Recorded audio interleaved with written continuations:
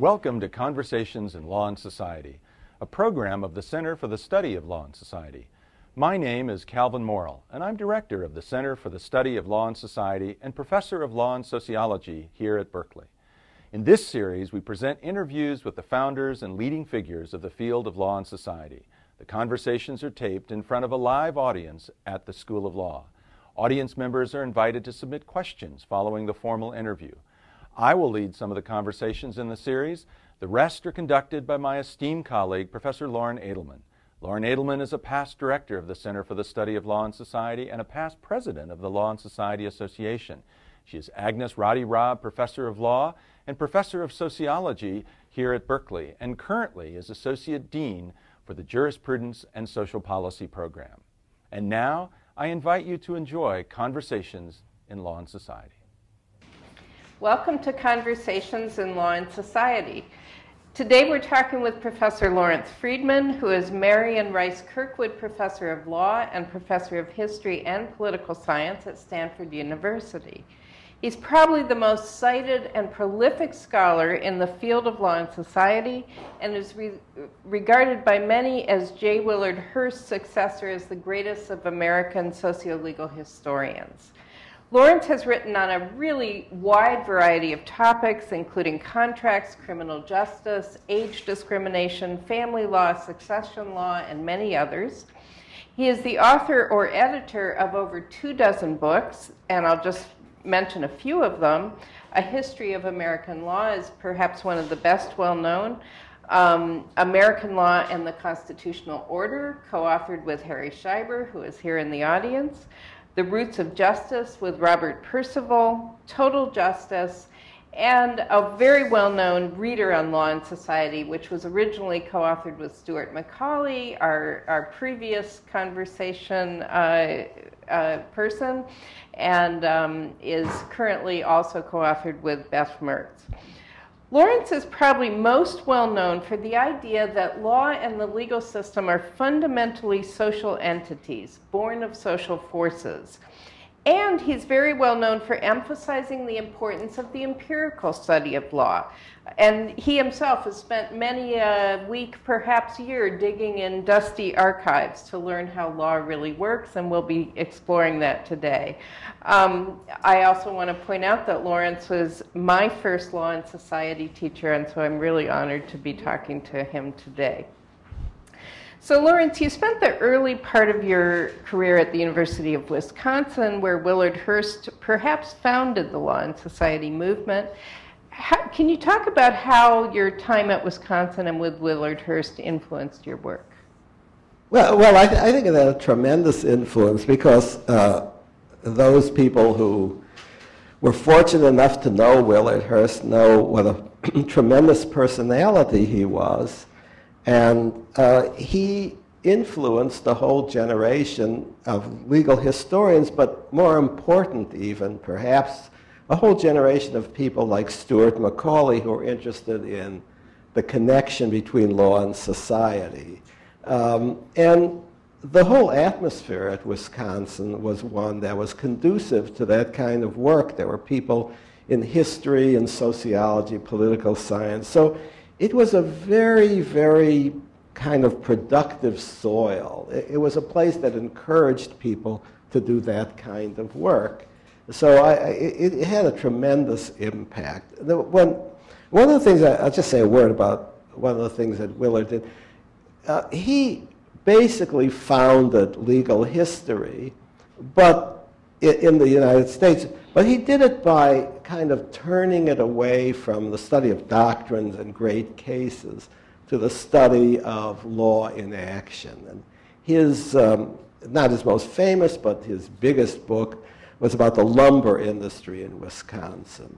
And every aspect of the way in which the law intersected in the lumber industry. Now, you know, it may not sound to you like rocket science, but in the context of the time, to write about, first of all, the state of Wisconsin rather than the national stage or the East Coast, and to look at something like the lumber industry instead of great ideas from great thinkers or and so forth and so on. That was really revolutionary.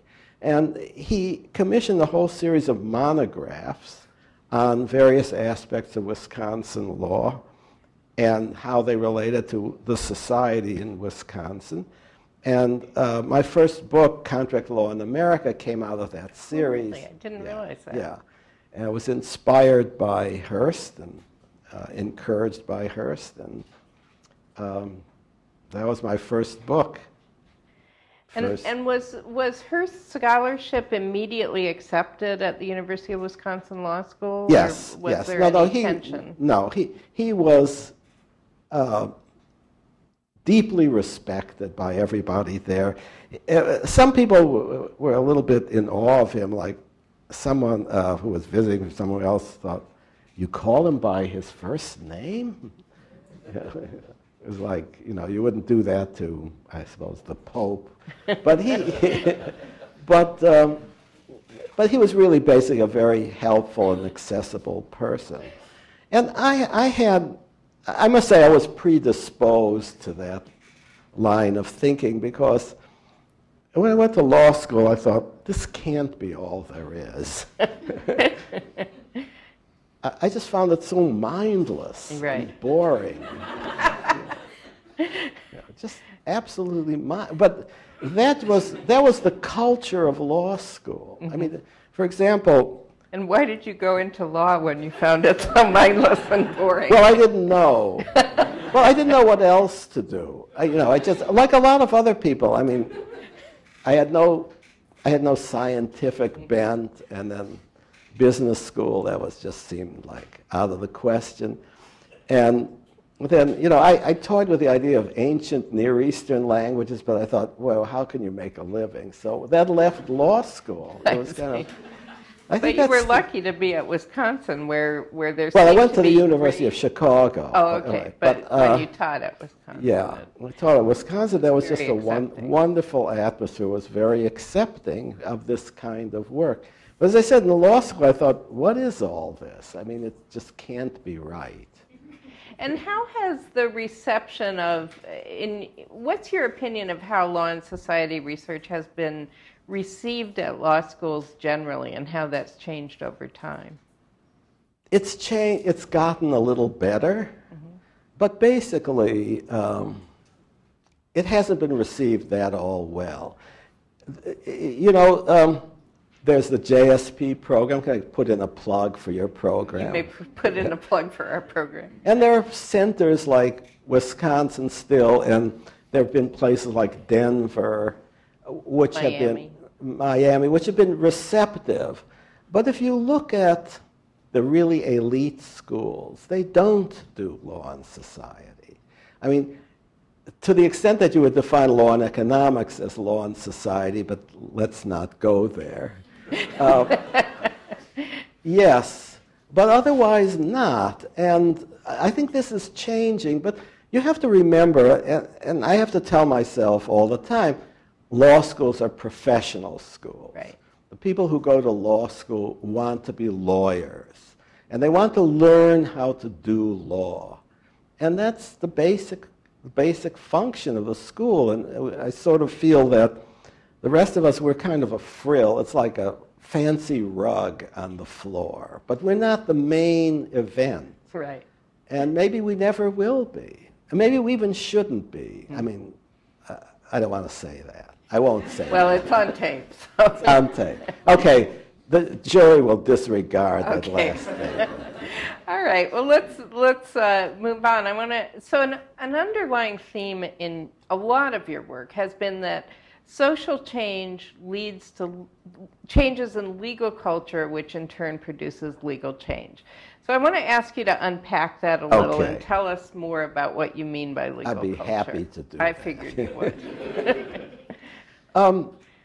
So, first of all, I don't have a copyright, but I believe that I was the first person ever to use the phrase legal culture in an article I wrote in 1969. And in a way, I'm sorry that I used it, because nobody, well, I won't say nobody, but it's not accepted my definition is not accepted, and everybody has their own definition. The reason I used the term was because there had been an important book published by Almond and Verba called The Political Culture. And basically, my article said, well, if there's a political culture, that is, ideas, attitudes, and opinions about law, we should also, about politics, we can also talk about a legal culture. And the importance of the legal culture, in my view, was simply this. You have social change, okay, and then you have legal change. Well, what connects them? I mean, they don't automatically, something happens, the invention of the thermos bottle or whatever, and you get a legal change, the automobile, antibiotics, and things change in law, but why? And at the most general level, the answer is that the change in the external circumstances affects the way people think about the law and their attitudes toward it, and that in turn leads to legal change. So that if you look at the legal system as a kind of machine, the machine doesn't operate unless somebody turns it on and off. Mm-hmm. And you turn it on and off, that's the function of the legal culture. It turns the legal system on and off, or changes it, modifies it. So just at the most abstract theoretical level, you have the equation social change leads to change in legal culture, which leads to change in the law. But of course, the interesting question is how and why and in what manner. And that's what all of the law and society scholarship is about. Okay, so we have a general abstract idea, but a lot of what you've done and what law and society scholarship generally has done has been to try to explore the process by which this occurs. Yeah. So much of your work, and you just see this throughout your work, you use history and international comparisons all the time. Mm-hmm. And what I realized in sort of reviewing your work is that it's not sort of history to create history. You're rarely sort of telling us what happened historically. You're using history to try to explain what's going on in terms of law and society. So can you talk about why that's helpful to you and why it's important? Okay, I can tell you on two levels. Okay. First is the personal level. And the personal level is I thought, okay, we have to look at I was always interested in history, but I thought, okay, well, we have to find out how the legal system works. We have to go out and do research. And I had a little project, doesn't matter what it was, and I started interviewing people. And I hated it. I just couldn't stand it.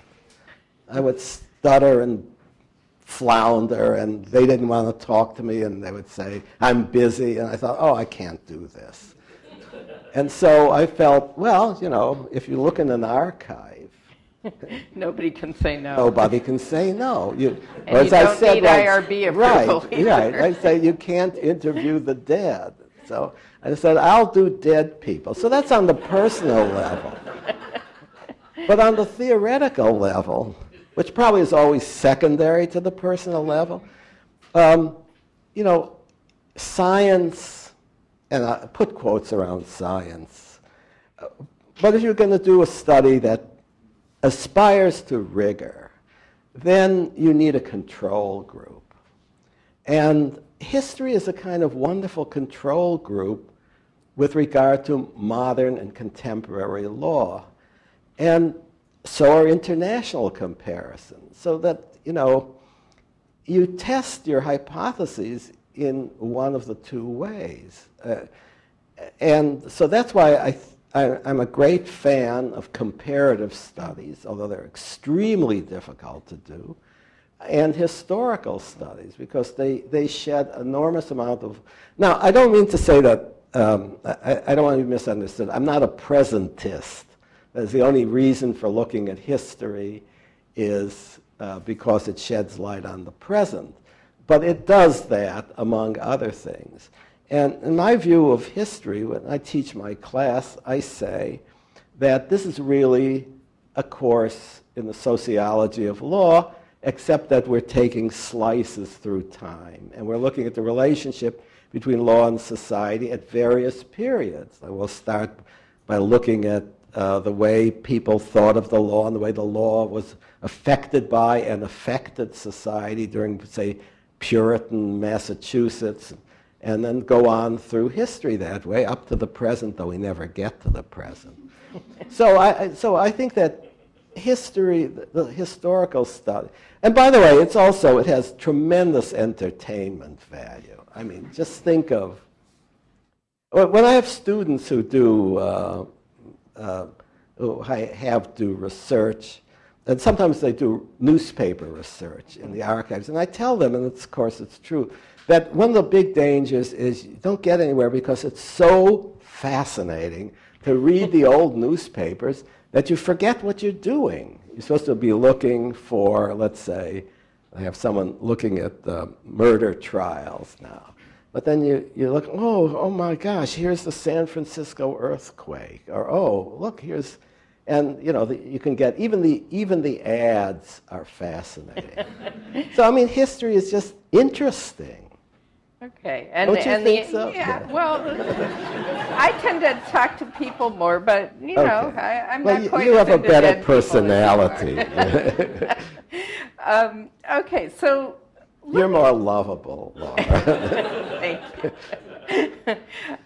Although the IRBs make me want to go study dead people, but okay, so I want to go back to sort of the place of law and society in law school. And an interesting thing is that if you look at the scholarship of regular law professors today, very little of it is completely doctrinal anymore. There's sort of law and scholarship everywhere in law school. So how does that affect the role of law and society scholars or scholarship in law schools? Well, I think it's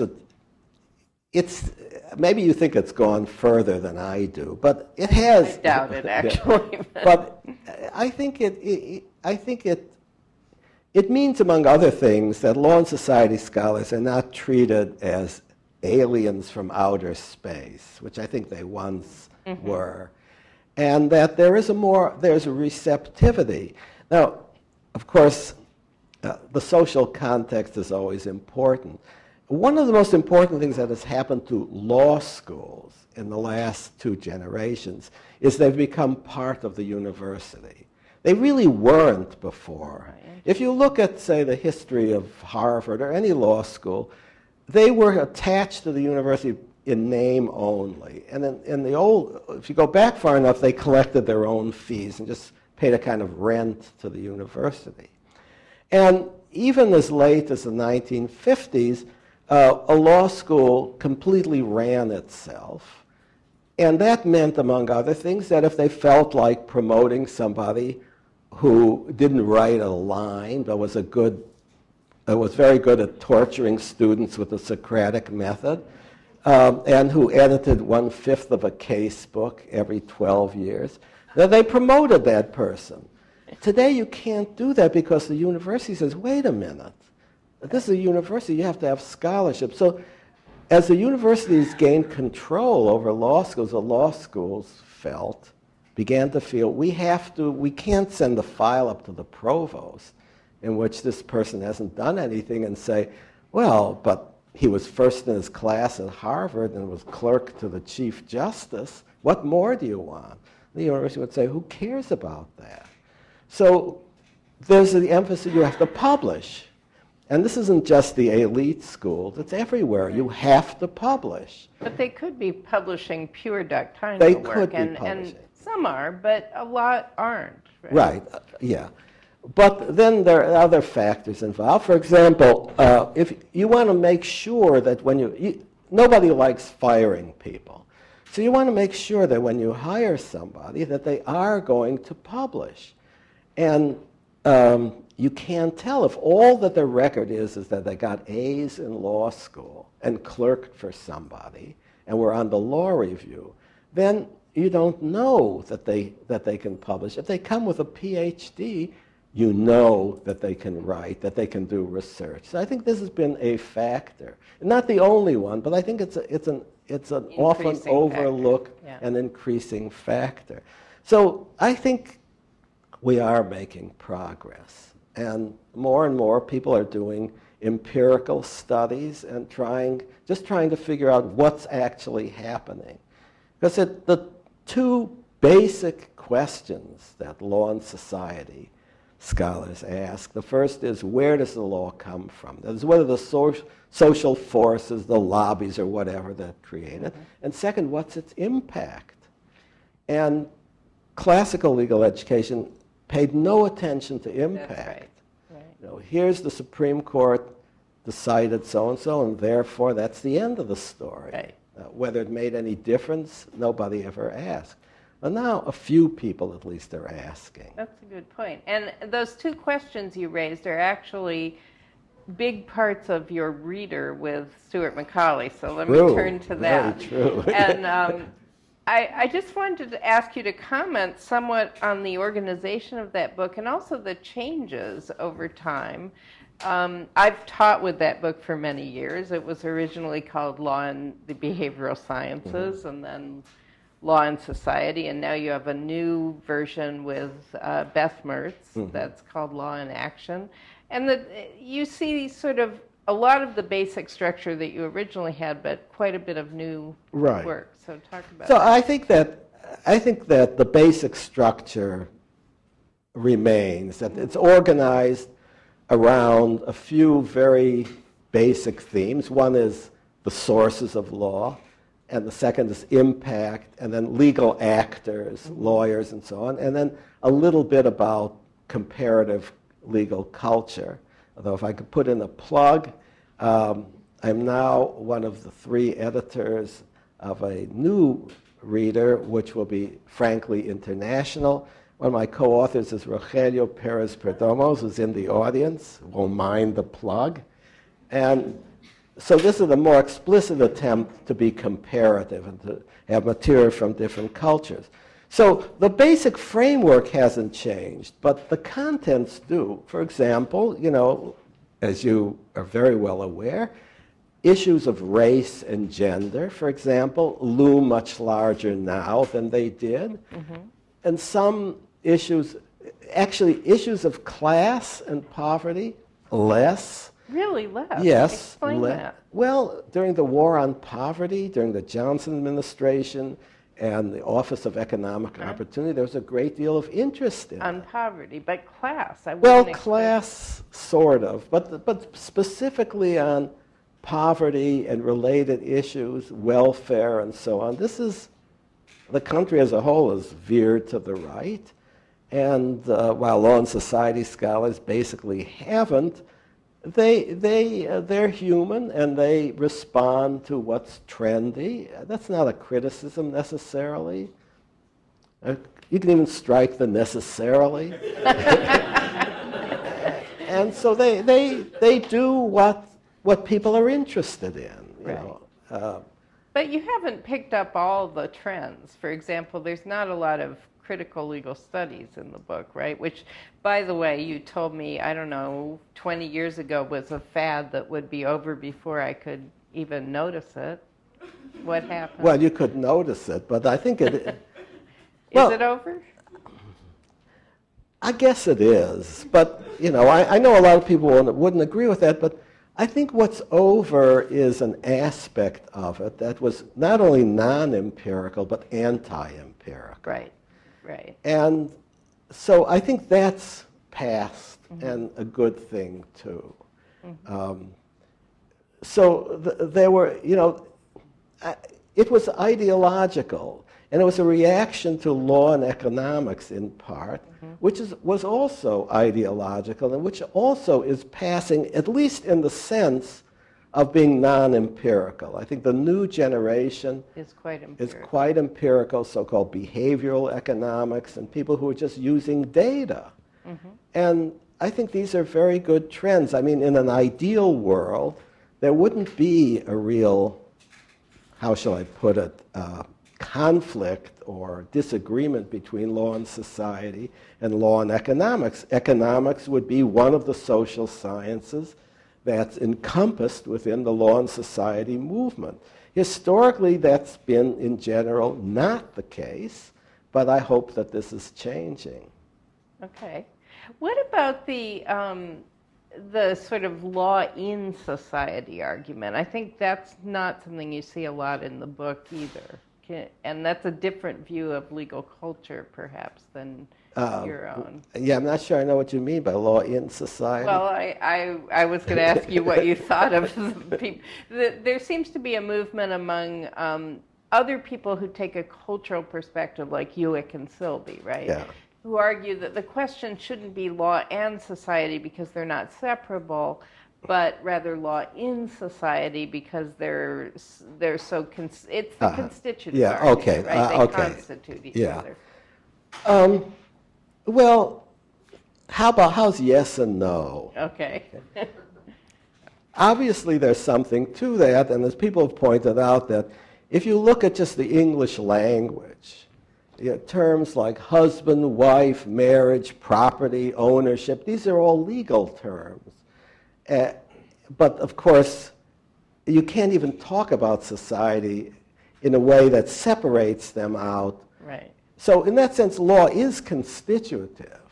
But if you carry that to an extreme, then there's nothing to study. You can't measure You anything. can't measure anything. Everything is all one big glob. Yeah, we agree on that. Yeah. So, for instance, suppose that you want to study the educational system.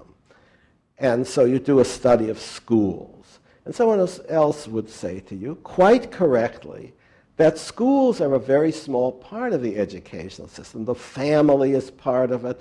TV is part of it, and so forth. And that's true, so that education is also constitutive.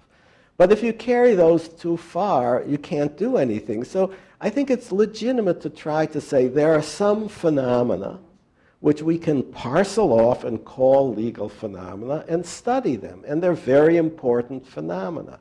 Now, courts and lawyers, very obviously, others less obviously, but you have to have some boundary or you're studying everything and nothing at the same time. Well put. Okay. Let me turn to a 1990 book you wrote, The Republic of Choice, yes. Law, Authority, and Culture.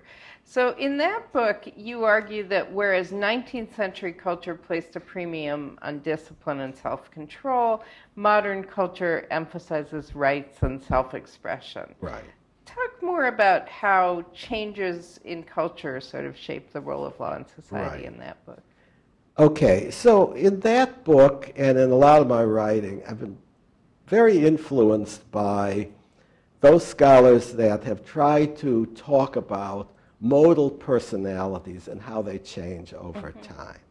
So we often hear that the 19th century was a period of individualism. And what we mean by that, if we mean anything, is that there was a basically, the economic system was less regulated than it is today, although, of course, we can go way too far with that. But when you look at the way people lived, actually, it was a much more conformist and repressive period than the way we live today. This is a much more permissive period. It's a period in which the individual has, or what I call, using a term from Robert Bellah, expressive individualism, is the key to understanding the modal personality. And in this, I can't remember if it was this book or another book. They all run together in my mind. I mentioned just a small example of something in the school, that the kids have show and tell, and the kids are encouraged to come and show and tell something. And when I went to school, which was further back than I care to even think about, we never had such a thing as show and tell. The only one who showed anything and told anything was the teacher. And I thought, what is with the show and tell? And the idea is that we're the kid is treated more as an individual, not as a vessel into which learning is to be poured. And the schooling is not just to socialize the child to be just like the parents, but to develop their personality. And I find that this notion of individualism is really crucial. And I think that if I had to single out one facet of modern society which strikes me as fundamental, it's this idea that everyone is supposed to and should and could achieve their personal best. And I think that this has a tremendous impact on the law. It's either the cause or the effect, I don't want to get into causality, of, say, the civil rights movement, or all these movements of underdogs, I say, and mainstreaming, even the demand for the, this is something, I don't want to sound like I'm ragging on economists, but if you take something like requiring buses to be retrofitted so that handicapped people can ride on the bus.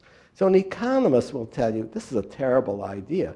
It would be much cheaper to just give all people who are in wheelchairs tickets for taxi cabs. That would cost a great deal less than this expensive thing with the buses. The answer to that is, but they don't want that. They want to be on the bus. And they want to be mainstream. And they want to be mainstream because they want a level playing field to the extent possible.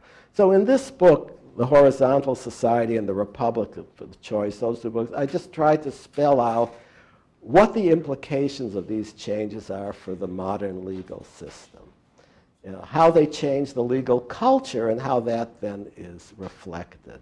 Whether I succeeded, I don't know. That's another question. It's interesting because you're really using, again, culture or changes in legal culture to explain changes in the law, where others might point much more to the demands for economic justice as rationales for, say, the civil rights movement or the civil rights Well, the laws. civil rights movement, yeah, demand for economic justice, but you know, that, yes, that's included, but I think that's not what gives it its power. That's not what really made people passionate about it. It's not just getting a job. Of course, everybody wants one, but it was being treated like everybody else so that you could develop your own self to the maximum. That's why I think although there's a lot of discussion of group rights, I don't think there is such a thing. All group rights are individual rights.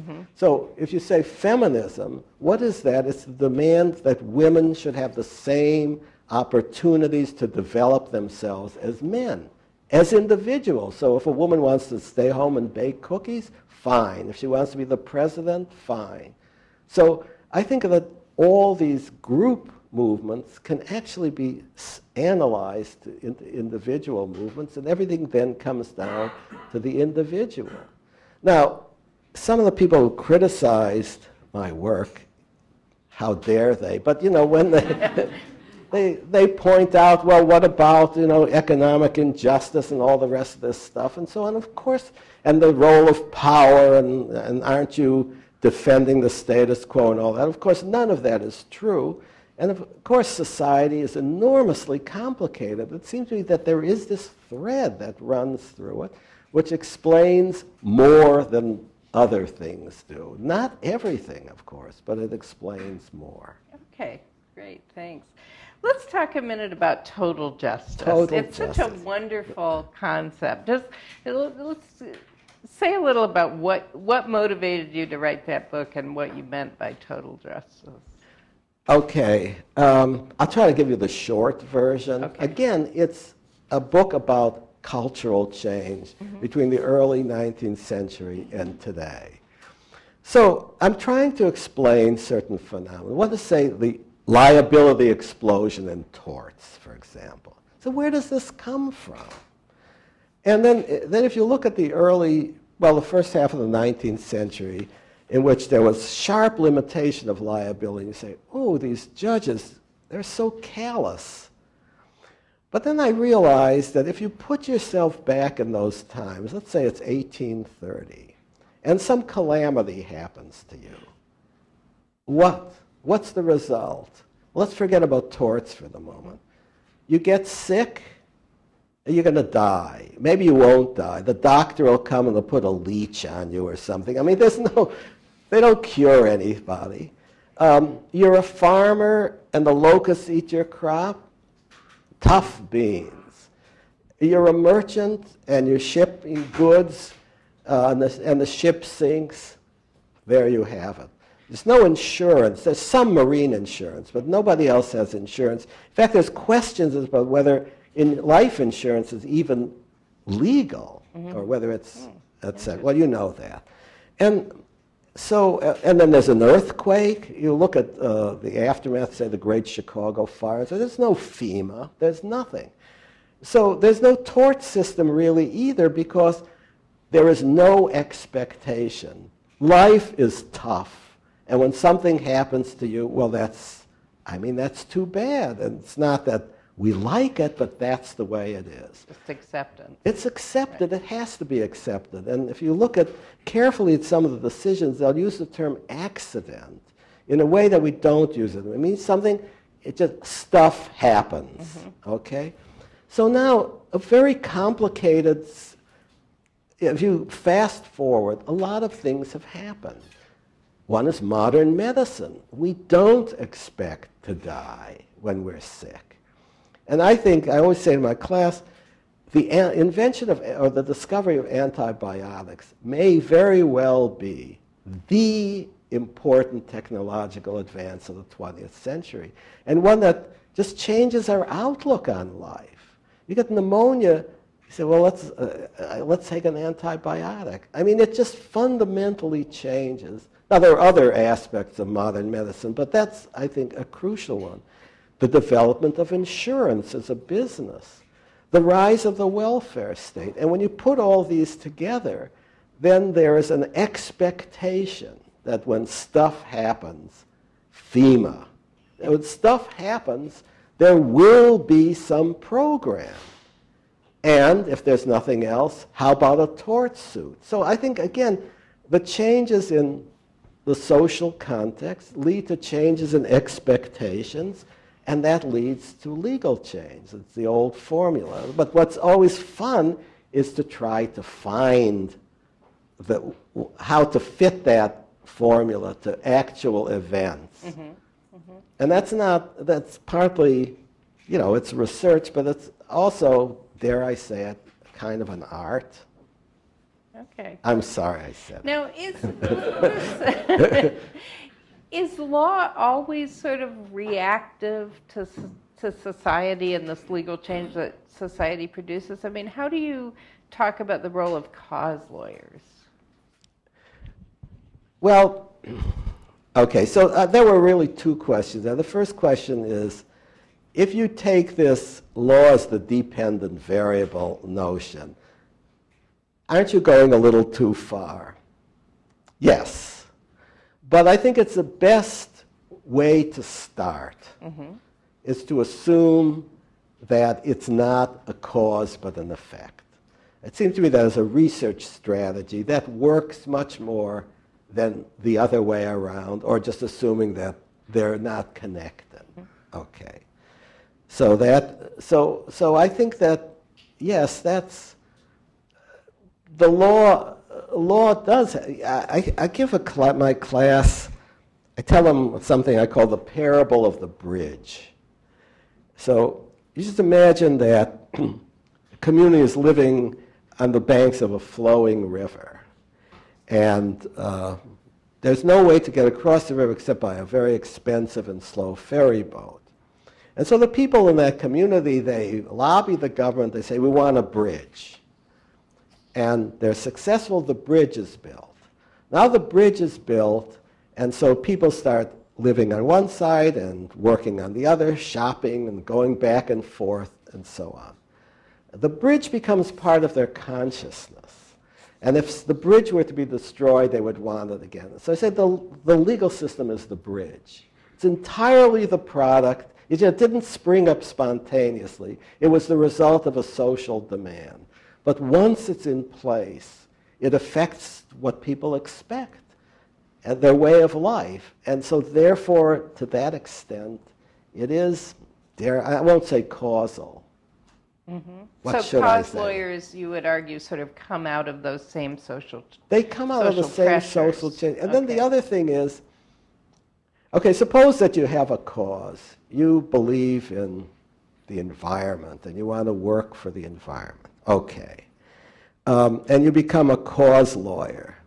So you have a friend who's very philosophical, and he says to you, you know, the environment is going to be saved or not saved based on very, very deep social forces that you can't control. You think you might accomplish something, but even if you do win a case, it's not you that's accomplishing it, and if you didn't do it, it would happen anyway, so what's the point? Now, that deep philosopher might be right, but it's too depressing to think about it. And the fact is that we can't know, the cause lawyer can't know whether their work will actually matter. Right. But they have to operate as if it did, because the alternative is just doing nothing. But I think, cause lawyering is a phenomena that has its own modes of explanation, and there's a good literature on that now, as you know. Right. Okay. Let me go back to legal history for a minute. If you were talking to young scholars today and you were trying to tell them what's the most important book still to be written in legal history, what would you say?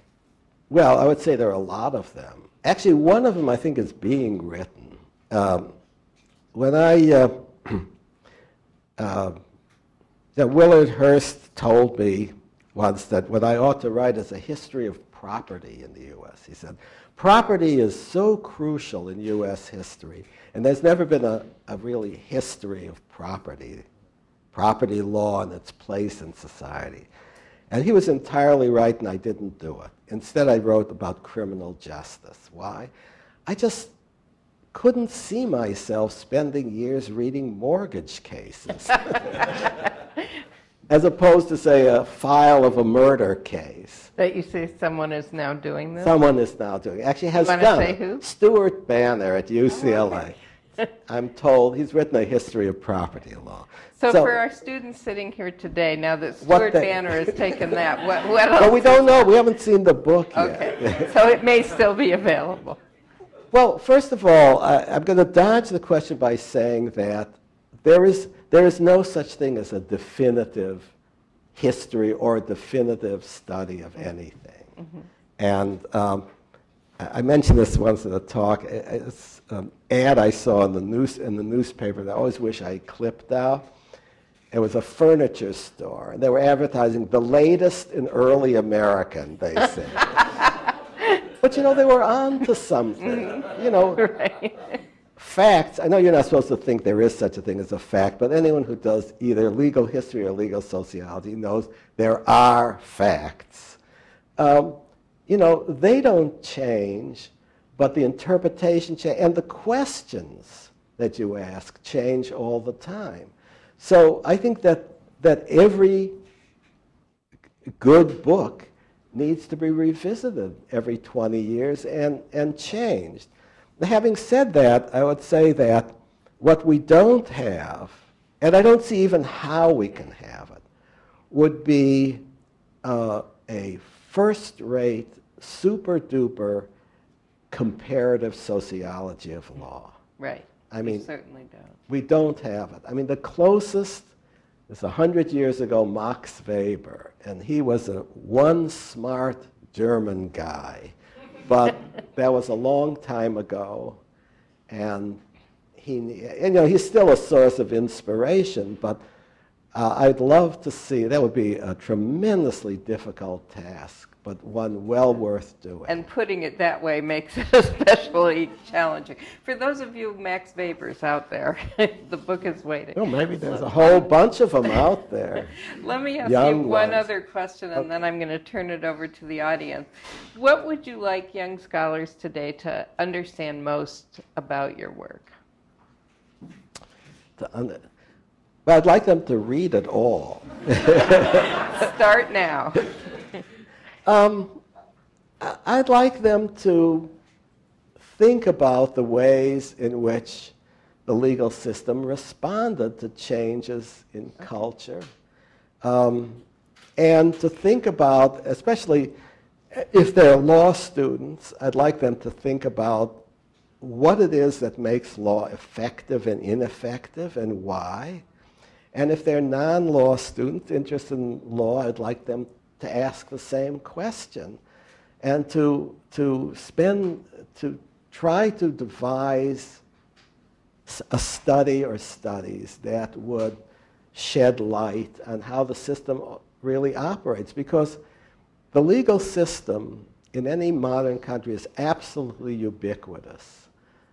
In a class I teach called Introduction to American Law, come in the first day, and people know about this gimmick. I bring in a newspaper. I just buy the newspaper that morning, usually the San Francisco Chronicle.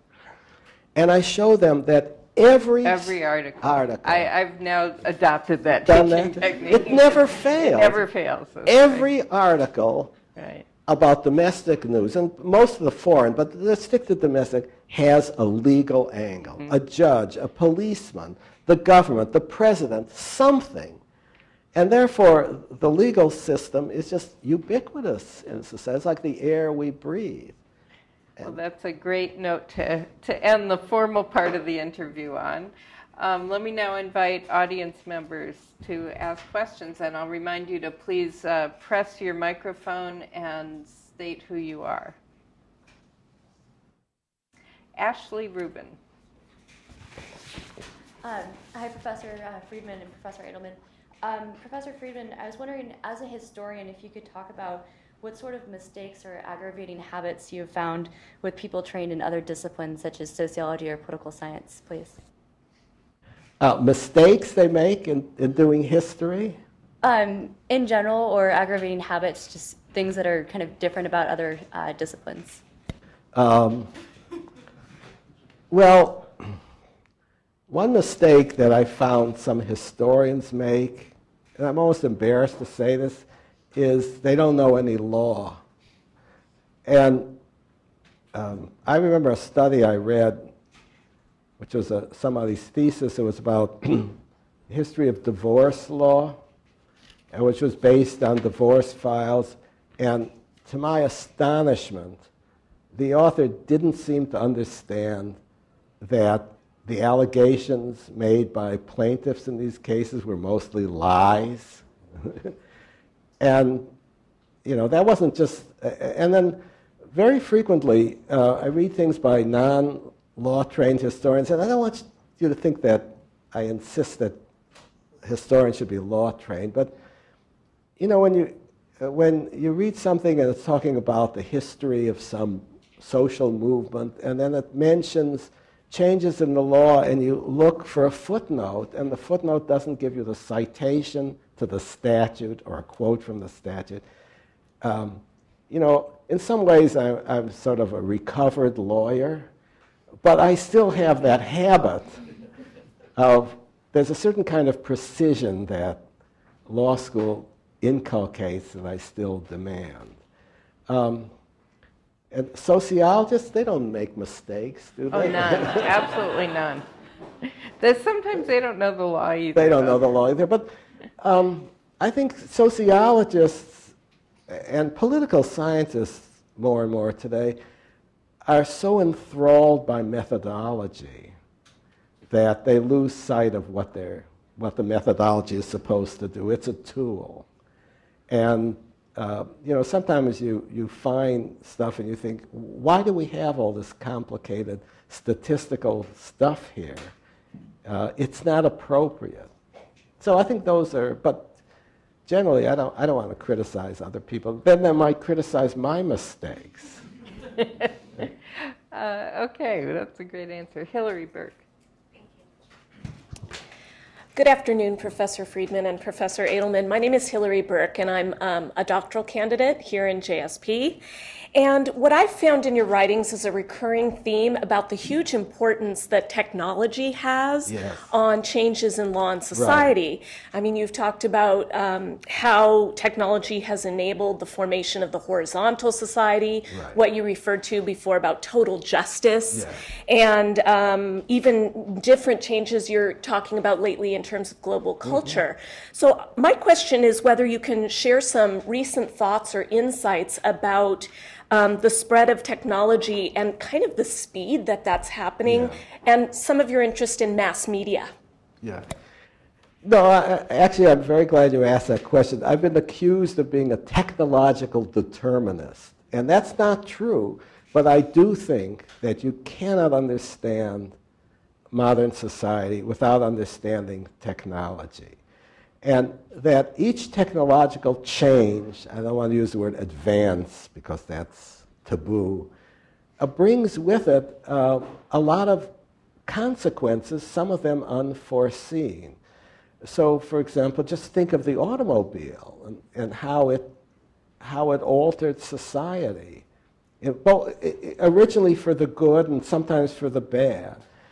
And, you know, it's very hard for people. So I think that understanding technological change is key to understanding what's happened to society and, therefore, the legal system.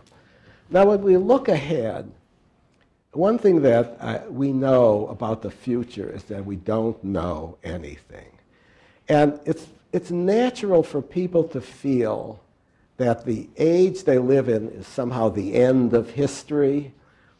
Now, I personally find it quite worrisome, some of the new technology quite worrisome, in two regards. First of all, the development of technologies which, if they go wrong, pose enormous risks that are international, like nuclear energy or air pollution and so on, which are results of technological change. Maybe there's a technological fix, but we don't know it. The other thing, second thing, has to do with the development of computer and internet technology. I'm actually worried about this in this sense that it seems to me that in every society, we operate on the basis of certain assumptions. And one assumption that we don't even question is that most small errors that we make, infractions, for instance, won't be noticed by anybody. So that everybody exceeds the speed limit. And people who exceed the speed limit are caught once out of every million times. And now we have a technology which enables us to catch everybody automatically and send them a bill, computerized bill. We have technology which, if it was deployed, would allow any company to catch everybody who took a yellow pad home and a pencil, or who used the email to write to a cousin. And the development of technologies that could look inside your house and hear everything. Now, there are technologies today which a dictator of the past could only dream about. Just ask yourself what Hitler or Stalin could have done with modern technology. So I think that what I'm saying is, I don't know if any of these awful things will happen, but that we don't know what the future is going to bring. But it may be that kinds of change, technological change, will create fundamental differences that we can't even predict. Suppose that science found something that would enable the average person to live to be 150. Just try to think in a science fiction way what the consequences would be. So I think technology is really a key to understanding the past, the present, and, although we can't know it, the future. Yes. Good afternoon, Professor Friedman, Professor Edelman. My name is Christian Villalonga. I am LLM student. Professor Friedman, considering your experience and the different alternatives in the university system, what is the best way to pursue an academic career in sociolegal history? A PhD in history, an interdisciplinary program, a GSD? Well, I don't want to say what the best way is. The tendency now is to have a joint degree, to have both degrees. If you're looking for a law school career, the law schools prefer people who have training in both fields. Now, in the old days, it's okay either to be a historian or a lawyer, but today they feel that they can ask you to be both. And the reason they want you to have a law degree is that because very few schools think they can have, say, a legal historian who just teaches history, you better be able to teach torts or something besides, otherwise they feel you're a waste of money.